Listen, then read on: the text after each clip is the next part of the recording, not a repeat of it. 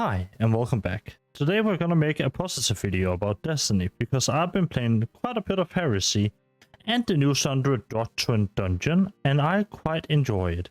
The season is pretty alright in a lot of ways. There's a lot of good things to say about this current episode, season, whatever you want to call it, and there are a few big drawbacks for me. Mostly positives, some negatives.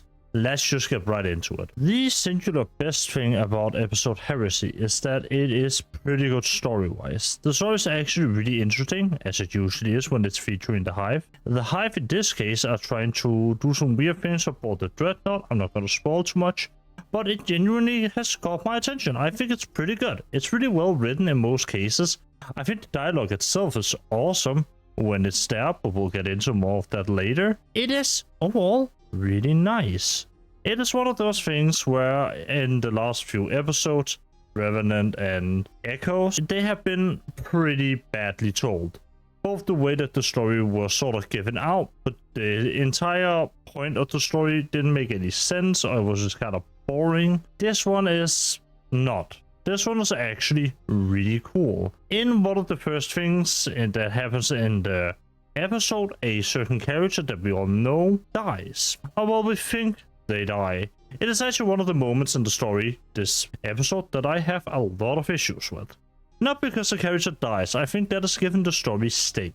And the story needs some legitimate stake here. However, it is revealed, and I shit you not, in the same cutscene, not even a minute later, that actually, don't worry, the character isn't dead, she just got teleported somewhere.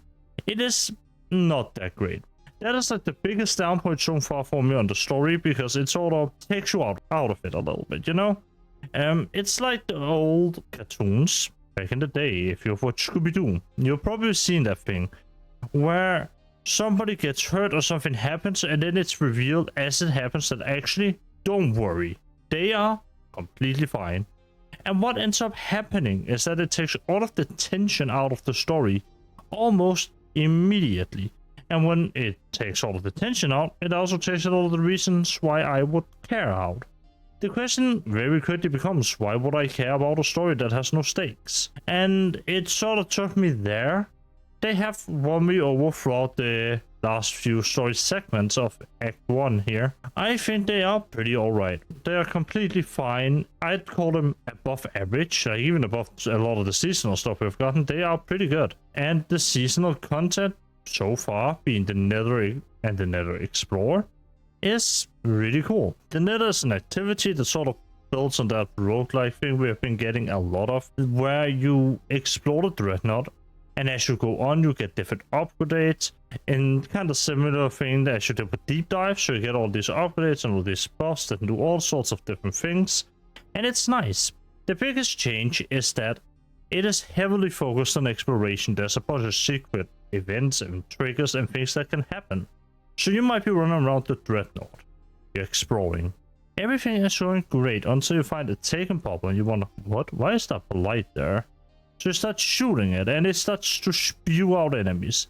And more enemies and more enemies. And you keep killing them and they just keep coming. And they don't stop coming and they don't stop coming. And then you destroy the Blight. And once you've destroyed the Blight, a chest appears. And all of a sudden you get a little bit extra loot. You might get a minor boon, a minor upgrade. And here's the other thing. The upgrades this time around aren't just the menial stat boost. It isn't just, oh, you hit slightly more precision damage, poggers, slightly more pocking kinetic damage, let's go. No, it is not that anymore. It is things such as, when you run for a bit and slide, you have an elemental burst. You can have different new elemental grenades. There's different frag grenades.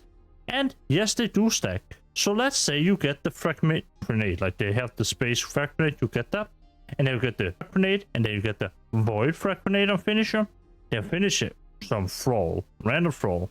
And might think to yourself, I'll only get the normal frag grenade. No, you get all of them. You just chuck 4 grenades back to back to back. The 3 you've gotten for upgrades and your own. It's kind of sick. It's a really cool system. I also have to say, I'm a big fan of not having health regen in the same way. I think lessening health regen but lessening the amount of damage you take is actually really fun. because it provides a gameplay loop that is slightly varied in comparison to what I usually would do. And that's overall just kind of nice. It's a nice change of pace. Should it be like that always? No. But it's alright to have it as sort of a thing to vary it a little bit. And the thing is, not only is the episode good, not only is the content good so far, it's actually kind of nice. I know, insane. There's actually roles here I've been going for. The Adamantite is a new support frame auto rifle. It's Strand. And the thing that's really cool about this one is that instead of just giving you restoration like the other solar one, this one ties into Strand verbs. So now you get unraveling rounds when you heal an ally. And get this, it can have attrition orbs. And attrition orbs actually proc while healing allies. It's kind of dope. It's a really cool little nifty thing you can do. And on top of that, you can get something like the new Psycho Pump Wave Frame, Area Denial Frame, whatever you want to call it, Nade Launcher. And it is also really cool. It has a bunch of different roles and a bunch of things that can stack it up. The one thing I have to say, the one big criticism, the one big pesky thing I really dislike about this system so far, it is the amount of different variations of these weapons exist. You see, you don't just have your regular and maybe an adept version. There's no craftable variant, which is fine. I actually prefer that a lot. So what you have instead is that you have your normal variant of the grenade launcher. So you have your Psychopomp normal one, 2 perks and nothing fancy. You have your adept one with 2 perks and a different shader. Really cool. Reminds me a lot of the, you know, old sort of hunting the shiny guns type of thing. And then you have your third variation of it, which is a slightly shinier curated one. And I say curated in the sense that it's already masterwork. So when you get that, it has 4 perks and runneth over, and is in almost every way usually better than the adept variant.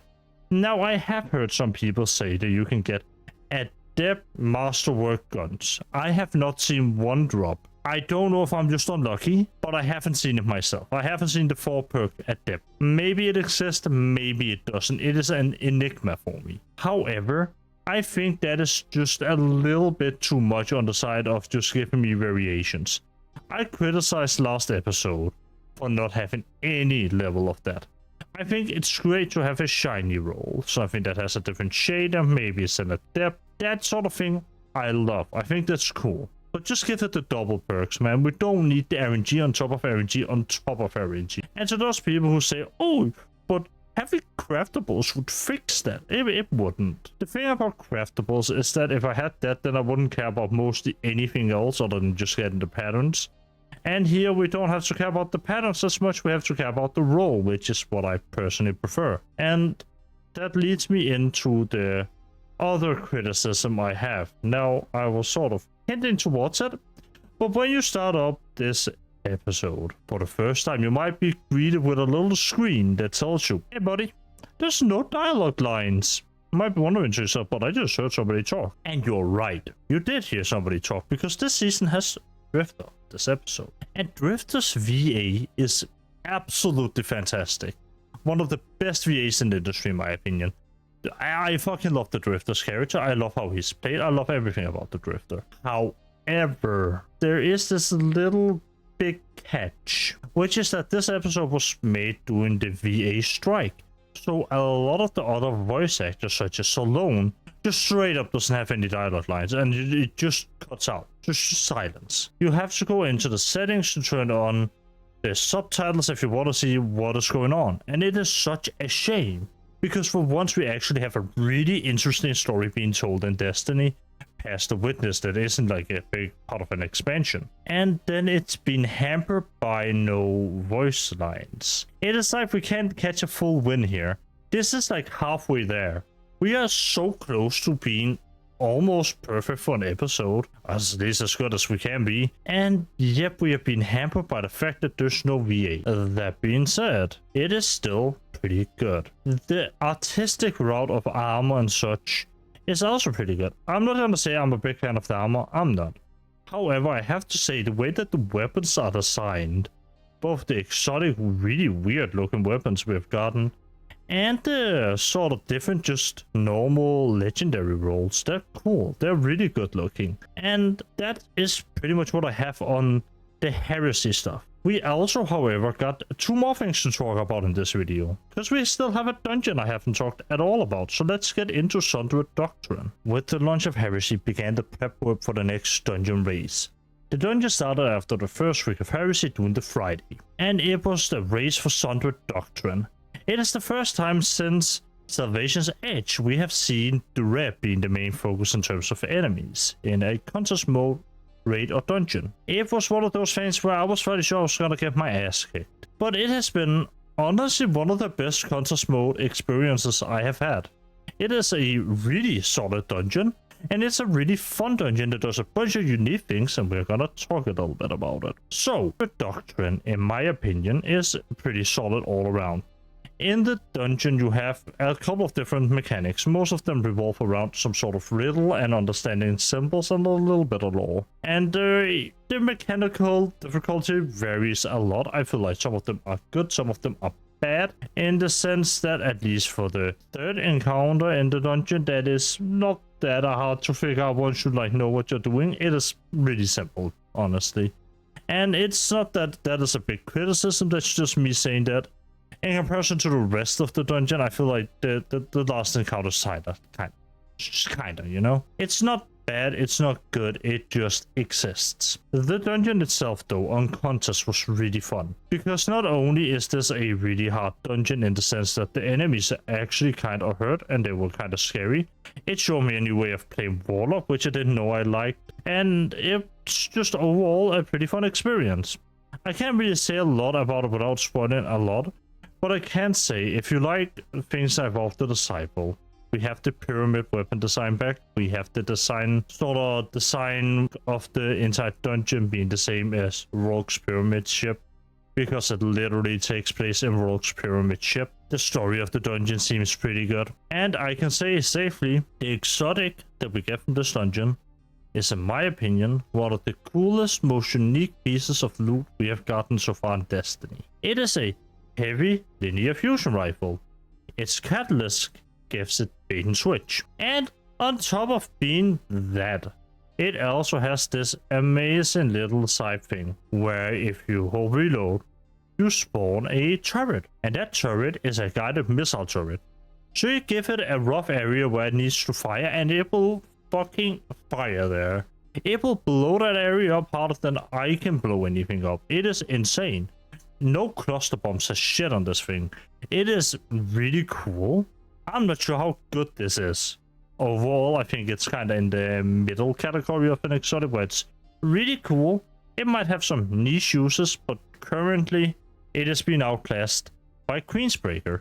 Partially because of its rework, where it became a heavy fire burst, like they choose the 3 rounds. It has rewind rounds, it does pretty good damage. Like, it's just been outclassed right now. In the future, though, we'll see. But I think it's a really cool exotic, and I think the design of it, more so, is really interesting. One of the things that I have always dreamt of having more of is alien-looking weapons. I am a Borderlands kid through and through. I used to play a lot of the first 3 Borderlands games, honestly all of them. But especially Borderlands 1. And they have these alien weapons that we didn't really see in Borderlands 2, unfortunately. And they were really cool because they looked really weird, they looked nonsensical, they looked alien. And I can safely say, in my opinion, that the exotic weapons this season has mostly followed that too. Borrowed Dyad SMG you can get through an exotic quest this season, it definitely is alien to me. It looks weird. It looks hella weird. It is a big old circle. Is it good? Kinda not. Some people like it. I personally am not the biggest fan. And the linear fusion rifle is also really weird and slick looking, and I think it's overall pretty good. Like, all of it is just really solid. Sundered Doctrine itself, while not being the most difficult dungeon past contest, during contest it was actually really fun. Partially because it follows the 3 arc story, like I think of it, you know. You have the first encounter where you figure out the mechanics, that's the first arc. You have the second arc where you get to a boss where you just hard stop. And then you have the third arc where you kind of just breeze through the last little bit in comparison, right? and Vesper's host is harder on the final encounter, partially because of the lightning strikes and everything going on. Here it's not that bad. For my team, it took us two attempts on Sundered Doctrine's final encounter to get it, and we managed to two-phase. It's just really easy in comparison. But overall, a really cool dungeon. I'm really happy that this exists and it's an experience I've had. The weapons, generally other than the exotic, are also pretty good. The shotgun might be the best in class slug shotgun, especially for no backup plans use a Titan. If you can be bothered to set it up right, because it can have redirection and BNS, which is to say, if you care enough to go on a rampage slaughtering ads with your shotgun, and you slap down your backup plans, heal barricade from Boy Titan, you can hit upwards of like 200,000 damage in a single bullet with that thing.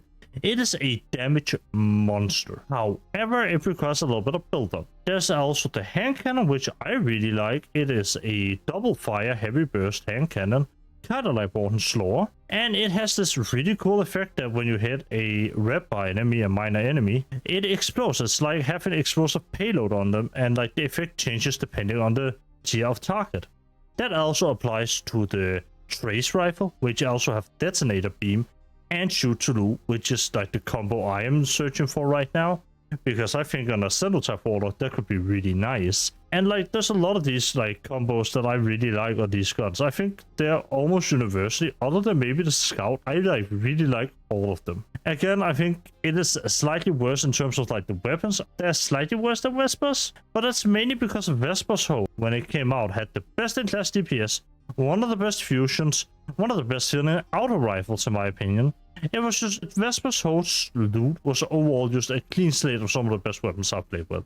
Straight up. And I think it's nice to see, you know, a more return to form here with not the best weapons in class, but like some of the best, in my opinion, weapons that can, if you really play into them, be quite unique and fun. And I'm looking forward to grinding more Sundered Doctrine because it's a really fun dungeon overall. Now, here's the big kicker. The thing that actually surprised me more than anything is that Trials is fun. Yeah, you heard me. I enjoy Trials now. I am your average Trials gamer. Now, that is taking it a little bit far. But there's been some major reworks to Trials, and I want to talk a little bit about them, because I think these are kind of significant in the direction the game is headed. I also think these are kind of significant because they've made Trials really fun. I have decided not to delve too much into detail. The things that you have to know about the rework to Trials is that you no longer have to go flawless to get adept loot or to farm adepts. You can just get 7 wins on the passage, flawless or not, turn it in for free adept. If you have a win streak that is higher than 4, you get pretty regular adepts as well, just from playing. And it's kind of nice because it allows you to relax while playing Trials. It doesn't become this stressful thing where you lose one match and you just have to restart upon restart upon restart upon restart. And that would be annoying. And that's one of the big reasons why I didn't touch Trials. But Trials now, after this rework, has actually become a playlist that I kind of enjoy.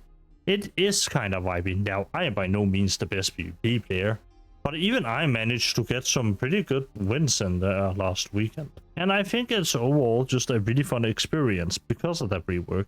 Because like I said, it takes a lot of the pressure to perform always off. And the reason why I'm calling it a major change in the direction the game is going is that we can see the same thing happening to contest mode. Bungie are holding a second contest mode dungeon race soon, which is because PlayStation had a network issue or something, so for one of the days, PlayStation players straight up couldn't partake in the race. I think this is kind of significant because I think the Sundered Doctrine contest mode, like the additional one, really helped in creating a fun experience for everybody, even if it was just somebody guiding somebody else through contest. The fact of the matter is people like this. They like this a lot more than being forced for one weekend just play and do nothing else. Now, do I think this is the right way to go? Kinda not. There's of course the hardcore player in me that is screaming, no, the emblem should be rare. But there's also the more reasonable player in me, the one that has grown up and realized that it's fine, it's some pixels on a screen, it is a glorified PNG. Protecting is like protecting my NFT collection that doesn't exist. You could download this on Google and be as good as me. Like, come on. What I'm saying is that I don't mind the emblem being less rare. The people who really want to do this, like on a hardcore basis, are probably going for rank anyway. And I think giving people the capabilities to tackle this is really fun. I think it's great to see that people are enjoying it as well. And I hope going into the future we'll see more of this, giving more of a attempt to let people just play and have fun with harder content. Because quite frankly, Destiny lacks it. And especially after the new verb that has been added to Arc specifically, being ball charge. Yeah, the game is completely broken in PvE. You can two-face the sundered doctrine bosses using the Monarch solo on a Titan. Yeah, it's really insane at the moment, and that's because the verb itself, ball charge, grants you almost an infinite amount of damage through just slapping down your ready barricade, and then you build this essentially arc ignition up, and then you just shoot once in the procs. And it also used to work in PvP. Luckily nerfed that because that shit was annoying as fuck. It is still a thing. But going back to the Trust rework, I think this is like sort of the direction the game is headed. It's headed towards a much more casual friendly sort of area, and I think that is a good thing. Even as like some of the, you know, whatever hardcore elitist player, I think this is an overall good win for Bungie. Do I think this will continue? Yes. Do I hope this will continue? Also yes. We'll see what happens in the future. Apollo is existing at some point, and while I have my own reservations about it so far, I'm looking forward to see what Bungie can cook up. I'm probably not gonna be quitting anytime soon, because I love the basic gameplay of Destiny. I love shooting things. Shooting things in Destiny is fun. The loot is fun, and tackling contests is really fun. It's also why I will be one of the head advocates for bring contest mode always. Just allow people to have fun with it and call that it.